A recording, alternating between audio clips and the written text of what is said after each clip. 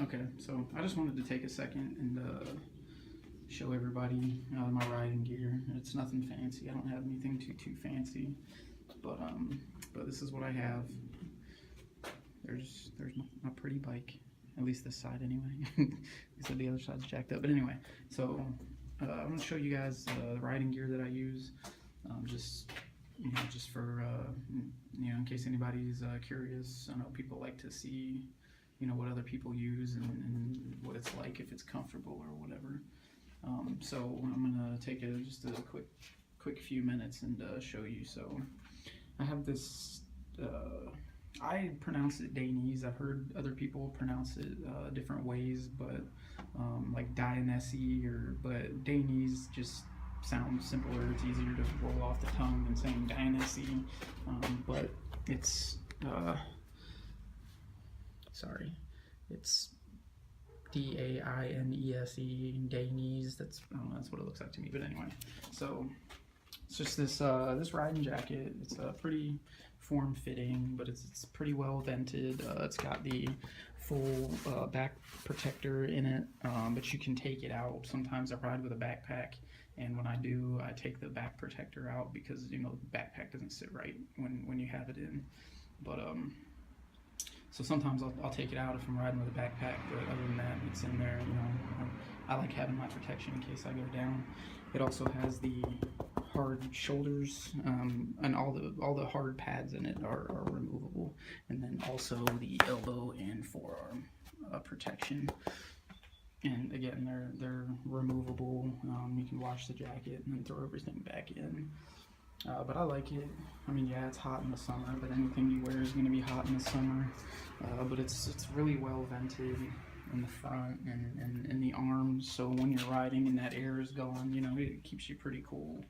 But you pull up to a stoplight, yeah, you're going to be toasty. But yeah, that's the jacket. I like it.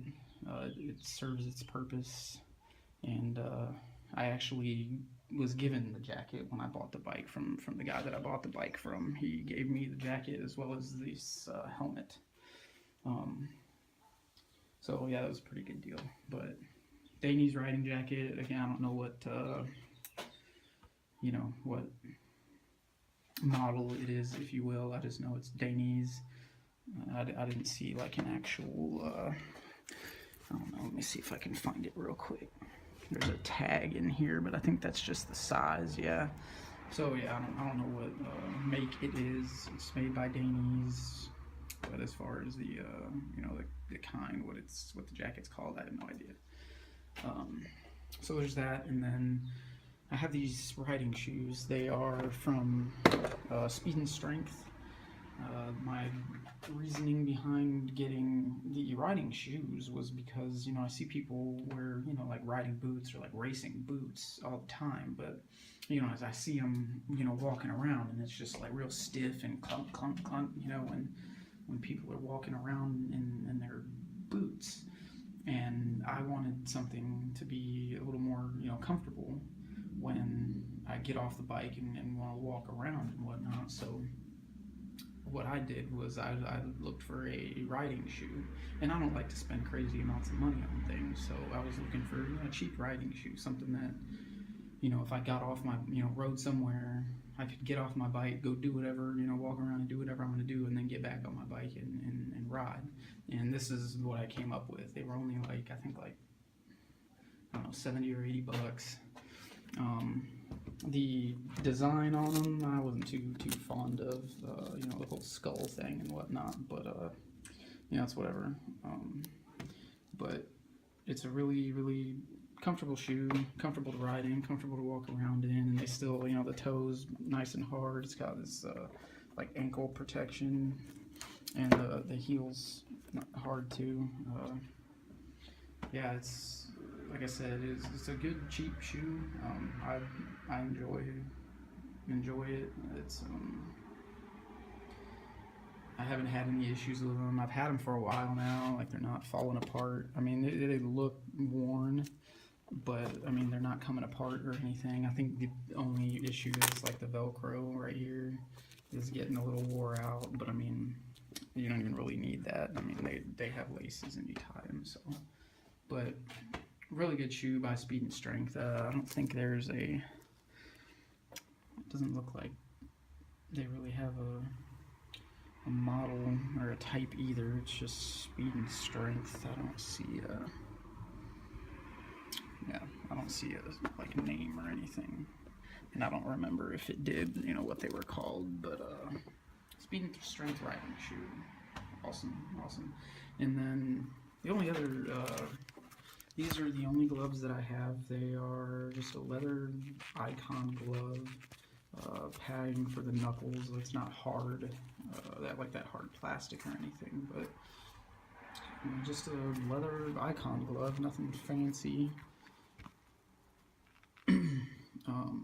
But yeah, it's they're comfortable. They don't really breathe, but I mean, my hands never get hot anyway. My hands get cold if anything, but no issues with these either.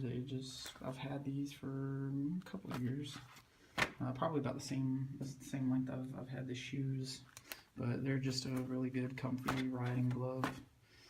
And then, so yeah, those are the only gloves and the only riding shoes I have. I don't have like a whole, you know, wardrobe of riding gear. It's just got, you know, some basic stuff. But anyway, so those are the gloves, and then these are my two helmets. I have the AGV K3, which you might hear AGV and be like, oh, you know, AGVs are expensive helmets, and they can be. But this one was not. I believe when I got it, it was a couple model years old, or I think it was like the previous year's model or something. But the K3 is like their low end, you know, like basic helmet.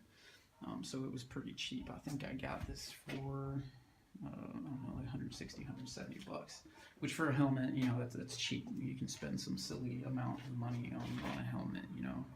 A Rye, or even, you know, some of the high-end AGVs are you know, $700-800. But I mean, this is still a really good light helmet. It's really not heavy at all. But it's still, you know, it's AGV, so they make good stuff. But yeah, it's the AGV. I've got clear and dark visors for both of my helmets. Okay, so yeah, this is my GoPro setup. Pretty basic. If you guys want to see a good video on how to set one of these up, I actually got this idea from Motonosity. Motonosity has a really good video on his channel on how to set these up and the things you need for them. But you get these little Allen screws, so you know you don't have to use these big things that come with GoPro. You know, one sticking out, you know, up here, here, you know, it'll be sticking out everywhere. So you just get these little Allen, you know, it's the same size threading and everything that comes with the actual GoPro hardware, but you know, it doesn't stick out like they do. So you can get a little bit cleaner of a look. And I've seen people too, like paint these black just so they blend in, but that doesn't really bother me. But yeah, you know, you just get a couple of these connectors, and you know, depending on the helmet, you might have to get different ones to turn different ways and stuff. But with this particular helmet, where I had to mount these, you know, this base for the camera mount, where I had to put it, I only needed a couple just to get this angle here, and then the one to turn it down. And then this right here isn't even like an actual GoPro.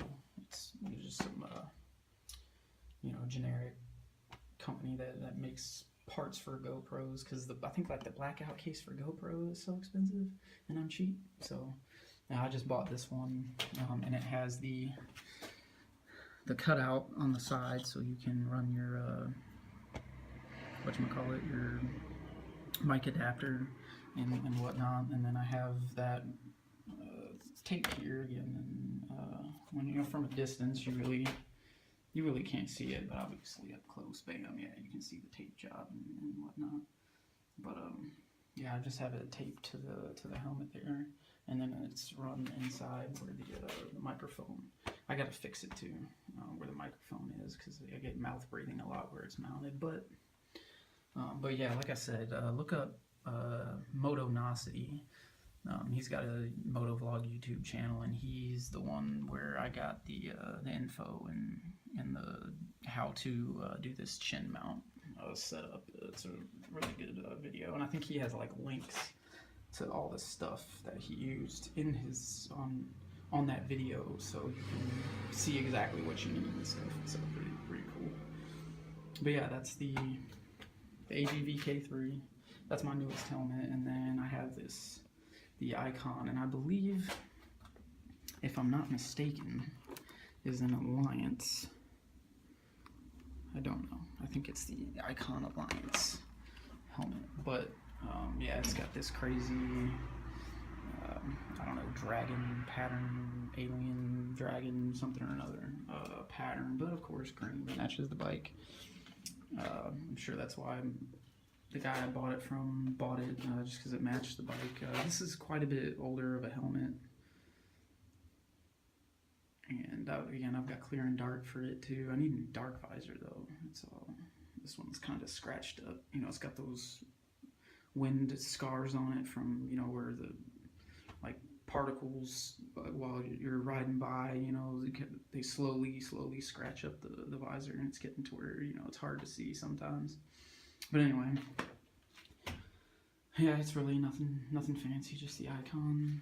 But like I said, I believe it's an Alliance helmet, but it matches the bike, and I have two helmets, you know, in case the wife ever wants to ride.